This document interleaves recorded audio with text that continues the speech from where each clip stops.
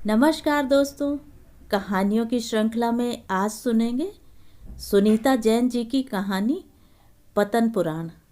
लेकिन उससे पहले मेरा आपसे विनम्र अनुरोध है कि अगर मेरे द्वारा सुनाई हुई कहानियाँ आपको अच्छी लगती हैं तो मेरे चैनल को सब्सक्राइब ज़रूर करें, लाइक करें और अपने दोस्तों और परिचितों में शेयर भी करें। बेल आइकन दबाना बिल्कुल भी ना भूलें। आज सुनिए पतन पुराण। जानती हो, वह मुझे साध रही थी और मुझे पता ही नहीं चला। साधने वाले इतने सरल थोड़े होते हैं कि पता चल जाए। पर तुम भी तो कुछ मूर्ख रही होगी जो समझ नहीं पाई। मूर्ख तो थी, मानती हूँ, लेकिन यह मुझे साधने की क्षमता रखती है, ऐसा भान तो उसके व्यक्तित्व से नहीं हुआ। लंबी चोटी, पैर में चप्पल, कपड़े भी बस ठीक ठाक, यानी ऊपर से नीचे तक छोटे शहर में पले होने की छाप। एकदम भैंजी। यही भैंजी और घरेलू अंदाज ही तो मारक होता है। पता नहीं था क्या? नहीं था, तभी तो। उसका अटक अटक कर बात करने का उपक्रम, रह रह कर मेरी ओर मुग्ध हो देखना, बात बात में मेरी लिखी पंक्तियों का उद्धरण, जाने कितना पढ़कर आई थी।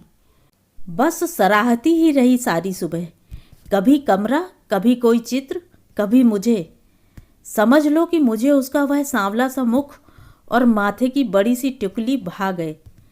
और उपहार में लाई साड़ी, वह भी। डरते डरते उसने डिब्बा मेज पर रखा, जैसे कोई सूरज को अर्घ चढ़ाए। क्यों? मजाक नहीं। अच्छा नहीं, पर यह बताओ, तुम उसके हत्थे चढ़ कैसे गई उतनी सरलता से? तुम्हें तो पीछे पड़ने वाले घेरते ही रहते हैं। इसमें ही ऐसा क्या था? इसका स्त्री होना, क्योंकि जो घेरते हैं वे अक्सर पुरुष होते हैं। उनसे चौकन्ना रहना आता है मुझे। दिल्ली सिखा देती है बहुत कुछ। पर रेणु तो भक्ति भाव से आई थी। क्यों? हाँ, शायद, पर इससे भी अधिक उसका निरीह सा होना, बड़े शहर के फास्ट और स्मार्ट लोगों से डरा डरा सा होना। फिर वह मैं भी तो तुझसे कुछ बड़ी ही थी। लगा एक मित्र मिली, इसीलिए इतना ममता पा गई मुझसे। कहो कि तुम ठगी गई बुरी तरह से। चलो तुम ही बताओ कि ऐसा क्यों हुआ मेरे साथ। सिंपल। इस शहरी ऊसर में एक ही तो इच्छा ऐसी है जो पूरी नहीं होती, कि कोई हमारा भक्त हो, हमें माने, हम पर अकारण विश्वास करे, श्रद्धा से ओत प्रोत दिखे। अब इतनी कृतार्थ हुई तुम, बचती भी कैसे? तुम तो यूं कह रही हो ज्यों वह मेरा शिकार करने आई थी। वह तो मात्र इतना कह रही थी कि दिल्ली आने पर जिन गिने चुने लोगों से मिलने की उसे उत्कट इच्छा थी, उनमें मेरा नाम प्रमुख था। मेरे छपे आलेखों से ही उसने चित्रकला का इतना मर्म जाना। जाने क्यों मुझे विश्वास हो गया उसकी बातों पर। फिर इतनी चोट क्यों लगी? आखिर हुआ क्या? वह आने जाने लगी अक्सर, अपना कुछ काम दिखाने के बहाने, या यूं ही मुझे देखने, और मैं मन ही मन तुष्ट होती रही। उसमें अहम जैसा कुछ लगा नहीं। बहुत ही समर्पित सी थी, एक शिष्य सी। सो जहाँ भी मैं जाती उसे ले जाती। उसका पति दिल्ली की अपनी नई नियुक्ति से जूझ रहा था। उसके पास पत्नी के लिए समय कम था। वह सब कुछ जान लेने को बहुत आतुर दिखी। समझ लो कि मेरी गाड़ी, मेरे प्रोग्राम, वह सब में मेरे साथ साथ। किस किस से नहीं मिलवाया उसे। हर कलाविज्ञ और आलोचक से, हर अच्छे बुरे कलाकार से। कि इसमें कहीं कुछ गलत जैसा होगा, मुझे कुछ देर से समझ आया, या समझकर भी मैं समझने से इनकार करती रही। दोष अपना ही था। उसके दिए आलोक वृत्त में मैं इतनी दूर चली गई कि उसे अपने से अलग कर देखने का कोई सुविधा न था। तभी शायद कहते हैं कि नाक तले का ही अंधेरा नहीं दिखता। चुप क्यों हो? सुन रही हूँ। कहो तुम, क्या नहीं दिखा? उसका झूठ बोल देना बात बात में, जैसे सच बोलना उसे आता ही न हो। जब वह औरों से झूठ बोलती तो मुझे ना सूझा कि मुझसे भी तो बोलेगी। उस सादे से व्यक्तित्व में कुछ ऐसा था जिसने मानो मेरा विवेक ही हर लिया था। नहीं तो माँ ने सिखाया था मुझे कि जो बात का धनी नहीं उससा रंग फिर कोई भी नहीं। एक बात बताओ, उससे स्वयं को छुड़ाने में तुम्हें इतना समय क्यों लगा? किसी हारे हुए को बाजी पर से उठते देखा है क्या? मुझे विश्वास ही नहीं होता था कि वह मुझसे मक्कारी कर सकती है। जैसे एक दिन मैं उसके घर अचानक पहुंच गई बिना बताए। शायद उसका फ़ोन खराब था। मुझे देखकर उसने बड़ी प्रसन्नता जताई, इतनी कि उसके चेहरे का उड़ा रंग मुझे दिखा ही नहीं। मैं भी लहराती सी बोली, भाई चाय पिलाओ अदरक वाली, बड़ी सर्दी है। अभी लो, कहकर वह रसोई की तरफ जाते जाते खाने की मेज के पास रुक गई। अपने सेवक को लाकर बोली, चलो उठाओ इस टोकरी को।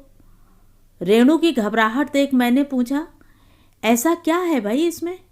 पड़ी रहने दो, मैं तो घर की ही हूँ ना। कुछ नहीं है, वह झेंपी सी बोली। राठी साहब को मेवा बहुत पसंद है ना, आज सुबह ही ले आए थे मॉर्निंग स्टोर से। तब तो मैं समझ नहीं पाई, पर अब जानती हूँ कि मेवा का इतना बड़ा टोकरा कोई नहीं खरीदता। उसके पति को घूंस दे गया होगा कोई। डीडीए में है ना वह। पर मुझे क्यों बना रही थी रेणु? मैं क्या मूर्ख हूँ? आज पता लगा। हमें तो बहुत दिन से पता है कि मूर्ख हो। एक दिन और मैंने उसे फ़ोन किया कि तैयार हो जाए, फला समय शो चलना है। बोली नहीं जा सकूंगी। क्यों? तुम ही तो जाना चाह रही थी। मैंने पूछा। बोली तबीयत ठीक नहीं, बुखार है तेज। अच्छा ठीक हो जाओ जल्दी। फ़ोन तो मैंने रख दिया, पर मन बेचैन रहा। कहीं उसे यह न लगे कि परदेश में कोई हालचाल लेने वाला नहीं। मैंने कुछ फूल मंगवाए और घंटे पर बाद उसके घर पहुंची। छुट्टी का दिन था, उसका पति भी शायद घर पर था। दरवाजे पर गाड़ी खड़ी थी जिसमें उनका सेवक मिठाई के डिब्बे रख रहा था। मैंने पूछा, रेणु मैडम हैं? बोला हाँ हैं, तैयार हो रही हैं, कहीं जाना है, रात को देर से आएंगी। उसके हाथ में जो मिठाई का डिब्बा था उस पर शहर के नामी गिरामी चित्रकार के नाम का कार्ड और पता चिपका था। फूल मैंने सेवक को ही दे दिए। शायद घीसा नाम था उसका। कहा अंदर दे देना, कहना मैं जल्दी में थी, हाल पूछने आई थी। चली तो आई, पर सन्नाटे में आ गई उस दिन। यदि वह कह देती कि कहीं और जाना है तो मैं क्या उसे रोक लेती? बीमारी का बहाना बनाना तो वैसे भी घोर पाप है। लो, इतनी बड़ी संपादक, क्या अभी तक पाप में विश्वास है तुम्हारा?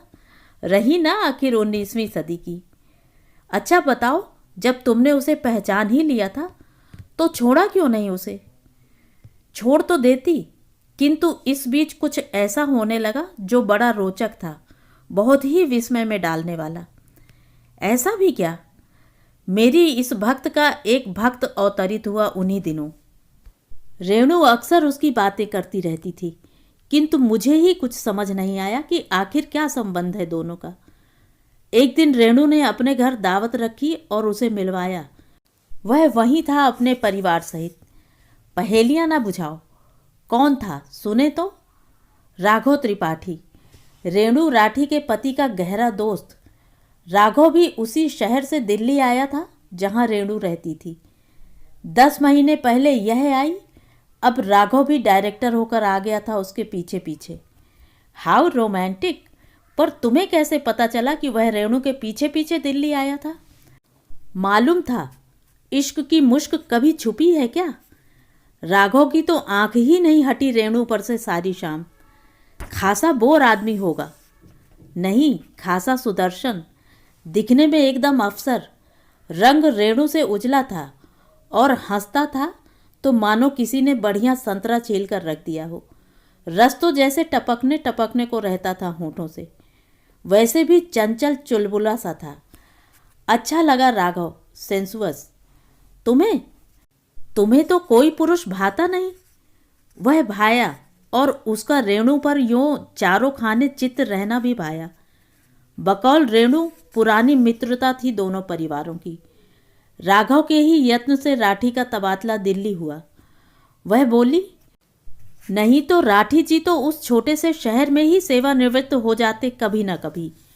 हम दिल्ली आ ही नहीं पाते।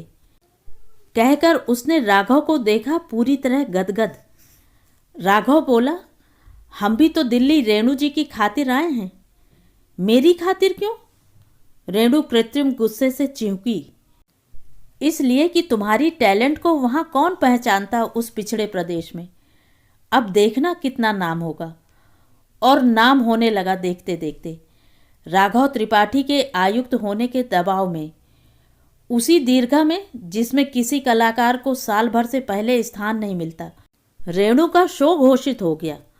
और शो के दौरान प्रेस और टीवी कवरेज का तो बयान ही क्या, जैसे रेणु नहीं हुसैन का कोई शो हो। कैटलॉग तो तुम्हें दिखाया भी था मैंने। जो पेंटिंग 5,000 में भी महंगी थी वह 25,000 में बिकी। याद है? याद है। और तुम्हारा आवाक होना, कुछ कुछ ईर्ष्या भी होने लगी थी शायद तुम्हें। क्यों? ईर्ष्या नहीं, तुम तो जानती हो लाख दोष है मुझ में, पर एक यही नहीं होती ईर्ष्या किसी से। अपात्र से बिल्कुल कभी नहीं, और पात्र के प्रति तो नतमस्तक हो सकता है एक ईमानदार आलोचक। फिर मैं कोई चित्रकार थोड़े हूँ जो मुझे उसके साथ रेस दौड़नी थी। मैं तो उसी की शुभचिंतक थी। फिर भी कष्ट हुआ, मानती हूँ। जितने अनुपात से वह सामने आ रही थी उतने ही अनुपात से मेरी ज़रूरत उसे न रही। कहाँ तो मेरी इतनी स्तुति करती थी, इतनी कि उसकी इस मुग्धता पर ही लोग उस पर मोहित हो जाते। सोचते काश उन्हें भी ऐसा प्रशंसा कोई मिलता। और कहाँ अब मेरे साथ जाती भी तो जल्दी से किसी अन्य बड़े की बगल में जा खड़ी होती, मानो नकार रही हो कि उसकी उन्नति में मेरी कोई भूमिका कभी थी। चोट लगती थी बार बार, उसकी कम होती मित्रता से नहीं, उसके दो मुखेपन से, और इस बात से कि उसे पहचानने में मैंने इतनी भूल क्यों कर दी। क्यों मैं इतने दिन उसके अनुरक्त होने के दिखावे पर आसक्त रही। क्यों अपनी पहली कला समीक्षा की पुस्तक मैंने उसको ही डेडिकेट की। तकलीफ उसके मुलम्मा उतरने की कम, अपने अंधेपन की अधिक थी। तो छोड़ क्यों नहीं दिया उसे? छोड़ना नहीं पड़ा, समय ने ही छुड़ा दिया। उन्हीं दिनों मुंबई पोस्टिंग हो गई थी मेरी। हुई नहीं थी, तुमने करवा ली थी। हम सब तो हैरान थे कि कला का मेन स्ट्रीम छोड़ तुम फैशन और फिल्मी पत्रिका का संपादन करने क्यों चली गई। जाना अच्छा लगा। दिल्ली से बहुत मोह भंग हुआ, चित्रकारों से और भी। रेणु अकेली नहीं थी। आँख खुली तो देखा सभी हड़प रहे हैं कुछ न कुछ। कोई विदेश यात्रा, कोई बड़ा पुरस्कार, कोई बड़ी सेल, किसी न किसी शॉर्टकट से। ऐसा पहले तो नहीं था। अब तो कैमरे का बोलबाला था। कल्चर विभाग के छोटे बड़े अफसरों के आगे चित्रकारों का राज था खुलेआम। घुटने टिकते से दिखे सभी के ग्लैमर के दौर में। मुंबई बेहतर थी क्या? मेरे लिए तो थी ही। नए लोग, नया काम, कुछ सीखा, कुछ भुलाया। न रेणु ने कभी पत्र लिखा, न मैंने। समाचार पत्रों से ही पता चलता रहा, कभी कभार उसके शो का या उसकी विदेश यात्राओं का। और लौटने पर तुम तो साल भर में ही लौट आई थी। आना पड़ा, पत्रिका बंद हो गई थी।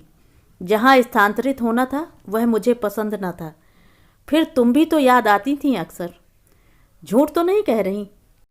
हम तो सोचते थे रेणु के मारे हमारी कोई जगह नहीं रही तुम्हारे जीवन में। ऐसा नहीं कहो। मैं क्या रेणु हूँ जो दिल में बैठाती निकालती रहूं लोगों को। एक बार कहा भी तो था उसने, मैं जिसको चाहूं अपनी छोटी उंगली से लपेट सकती हूँ। मैंने ही इस कथन को गंभीरता से नहीं लिया। अच्छा एक बात बताओ, रेणु में या उसकी जैसी अन्य घरेलू महिलाओं में ऐसा क्या है जो राघव जैसे या और सभी पुरुष उन्हीं के चक्कर काटते हैं सालों साल? कुछ सवाल पूछो जवाब देने से पहले। पूछो। तुम या तुम्हारे जैसी अन्य श्रमशील या प्रोफेशनल महिलाएं रसोई में भी जाती हैं क्या? खाना बनाने, हलवा या पकौड़ी बनाने? कभी कभार, जब छोटू नहीं होता। किसी पुरुष मित्र को रिझाने के लिए बनाती हो? राम राम, क्यों बनाए? पहले थोड़ी मुसीबतें हैं क्या? कभी मीठी बात करती हो, मुस्कुराती हो उन्हें पटाने। किन्हें? पुरुषों को और किन्हें? क्या वाहियात बात है। यूं ही कम तंग करते हैं क्या जो मुस्कुराकर गले पड़वाया जाए? तो सोचो तुम्हारे पास है क्या? न पाक चातुरी न काम चातुरी। पुरुष इन दोनों का आदी है। उसके जीवन में मामी, चाची, भाभी जैसी महिलाएं ही तो रोल मॉडल होती हैं। उसी छवि की महिला पुरुष को अंत तक भाती है। तुम्हारे जैसी बौद्धिक या अंग्रेजियत वाली थोड़ी। समझ लो कि तुम्हें तो पैदल ही चलना है जीवन भर। और रेणु को दो क्या, कई कई आयुक्त मिलेंगे कंधे पर बैठाने वाले। यही फर्क है एक भैंची और तुम में। तुम्हारी ऊर्जा जाल से बचने में जाती है और वह जब चाहे जाल बिछा सकती है। तिस पर पीछे से राठी जैसा महत्वाकांक्षी पति भी हो तो फिर कहने ही क्या। कितना प्रशंसक है वह पत्नी का, मानो तस्वीरें रेणु की नहीं उसकी खिंच रही हों। सदा तो आगे पीछे ही रहता है। खैर तुम बताओ, वह आई मिलने कि नहीं? नहीं, वह क्यों आती? उसके जीवन में मेरी उपादेयता ही अब क्या। पर जानती हो मिलने कौन आया? कौन? मेरी भक्त का भक्त राघव। Don't tell me. अब उसकी नज़र तुम पर थी क्या? हिस्ट, ऐसा ना कहो। अब तो बेचारा है भी नहीं। नहीं है मतलब? पिछले वर्ष अचानक हार्ट अटैक हुआ। यह बात तो खैर मुझे अभी अभी बताई रेणु ने। उन दिनों जब मिलने आया तो काफ़ी विक्षिप्त था, बहुत ही उद्विग्न। बोला, आप अपनी लगती हैं क्योंकि रेणु की शुभ चिंतक हैं। अच्छा है आप दिल्ली लौट आईं। मैंने आपको बहुत मिस किया। रेणु कैसी है? मैंने ही पूछ लिया। वह कुछ देर चुप रहा, फिर एकाएक हिचकी बंध गई उसकी। जानती हो, मैंने किसी पुरुष को रोते नहीं देखा। शायद पहली दफ़े देखा कि हार्ट ब्रेक क्या होता है। बड़ी देर तक उसका विलाप प्रलाप चला रेणु को लेकर कि कैसे उसने रेणु के लिए क्या क्या किया। खुद पर्दे के पीछे रहा, उसे सिर माथे चढ़ाया वगैरह। मैंने कहा, जानती हूँ वह जो भी है आप ही के श्रम से है। नहीं नहीं, वह बोला, मेरे आने से पहले आपका भी तो कितना सहारा था उसे। अब तो उसे समय ही नहीं। मेरे से ठीक से बोलती नहीं, कहती है बहुत काम है। भूल गई कि जहाँ से उसे उठाकर मैं राजधानी लाया वहाँ दिन में 2 बार मेरे घर के चक्कर लगाती थी। सारी शामें देर रात तक साथ रहती थी।